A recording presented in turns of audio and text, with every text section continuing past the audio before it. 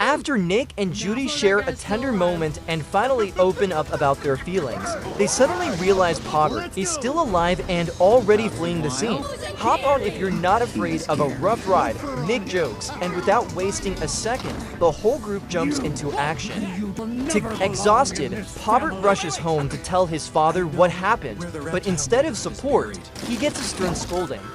His father is disappointed, realizing Pawbert's actions only made things worse.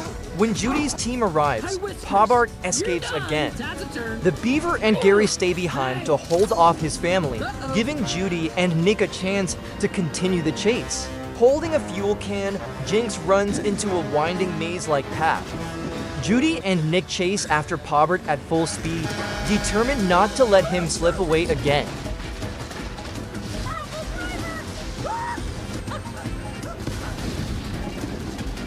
Running out of the maze, Pawbert finds Judy and Nick right on his tail. But because of his larger build, he manages to overpower them just long enough to knock both of them off balance, sending the two tumbling onto the snowy ground. Used when things are getting intense, Gary suddenly appears. The energetic Beaver jumps in, quickly knowing a piece of wood into a makeshift bat, ready to help Judy and Nick deal with Pawbert in the most chaotic, comedic way possible. Well?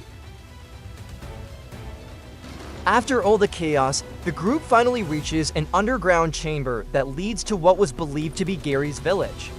But in reality, it's an entire city long buried beneath the snow.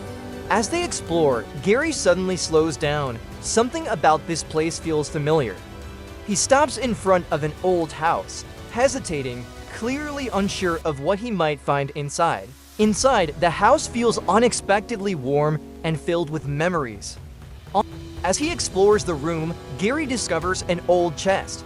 He opens it carefully and inside is a music box, along with an ancient document that seems incredibly important. Suddenly, Pawbert bursts in, furious and out of control. But before he can cause any more chaos, a Boer officer steps in and knocks him out with a well-timed swing of a pan.